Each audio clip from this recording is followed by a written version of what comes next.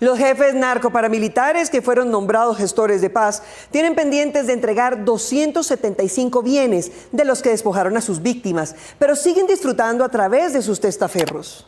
Entre el 2011 y noviembre de 2024, la Fiscalía General de la Nación entregó al Fondo de Reparación a Víctimas 3.398 bienes pertenecientes a los hoy llamados gestores de paz, de los cuales a 580 se les ha extinguido el dominio. Los demás permanecen con medidas cautelares en los que la Unidad para las Víctimas pidió celeridad. 1.383 de estos bienes están con ocupación no autorizada, es decir, en manos de los testaferros de estos exparamilitares. Una respuesta contundente de la fiscal, de compromiso con las víctimas para perseguir los bienes que tienen ocupación no autorizada, los que están en condiciones todavía de testaferrato y los que no han entregado. La Unidad para las Víctimas solicitó además que se investigue la existencia de 275 bienes que no están en el inventario del Fondo de Reparación y que fueron hurtados a las víctimas por parte de los hoy gestores Carlos Mario Jiménez alias Macaco, Eber Velosa alias HH, Rodrigo Pérez, Eduard Cobos, Ramón Izaza, Arnubio Triana y Ramiro Cuco Banoy. La próxima semana tendrá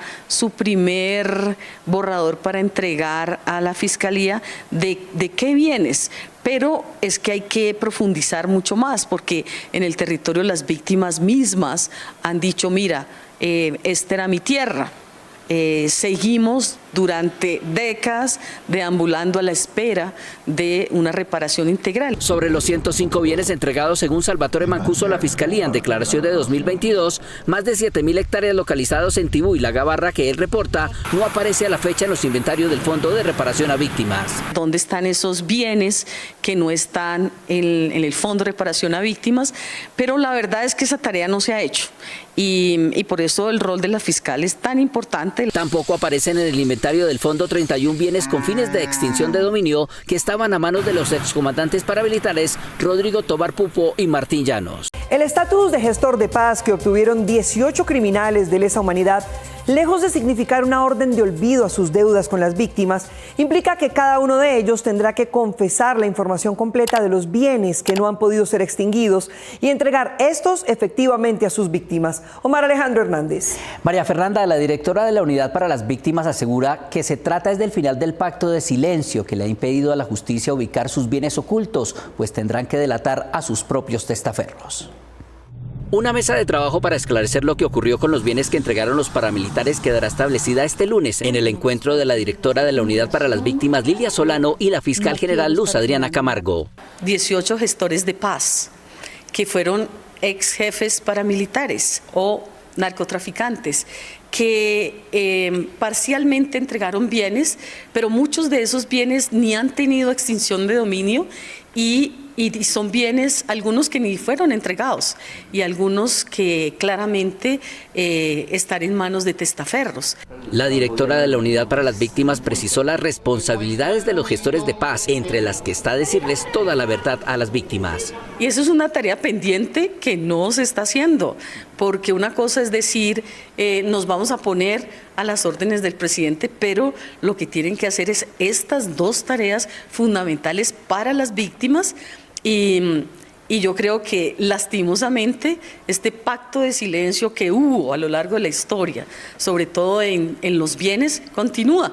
Solano enfatizó que las AUCE no solo tuvieron un poder político, sino también económico, que sus líderes no han cedido. Fue casi que una empresa de acumulación de bienes y capitales del narcotráfico gigante. No se ha podido cuantificar, pero que podía equipararse, digamos, como a una de las mayores empresas del país. La directora de la unidad, quien también se reunió esta semana con la defensora del pueblo, argumentó que es hora de empezar a reparar a las víctimas del paramilitarismo, porque según ella, muchos de estos ex jefes nunca declararon la ubicación real de sus bienes ni la identidad de sus testaferros. Llevamos décadas de atraso en algo que se debió hacer hace años, pero en este momento hay la responsabilidad de hacerlo. Solano concluyó que otra de las tareas pendientes será darles prioridad a los casos de colombianos exiliados por la violencia. Ni las víctimas de Mancuso ni las instancias a cargo de la reparación conocen de los 380 bienes que dice haber entregado Salvatore Mancuso.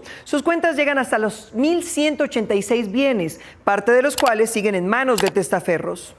380, 400 bienes que hacen falta. De acuerdo con el ex jefe paramilitar Salvatore Mancuso, esa es la cantidad de bienes que entregó a Justicia y Paz en 2007 y que 17 años después no aparecen para la reparación de las víctimas del paramilitarismo. Sin embargo, la Fiscalía aseveró que esa información no es exacta. Que los bienes han desaparecido. Según la Fiscalía, Mancuso entregó un listado de 105 lotes rurales, algunos ubicados en norte de Santander.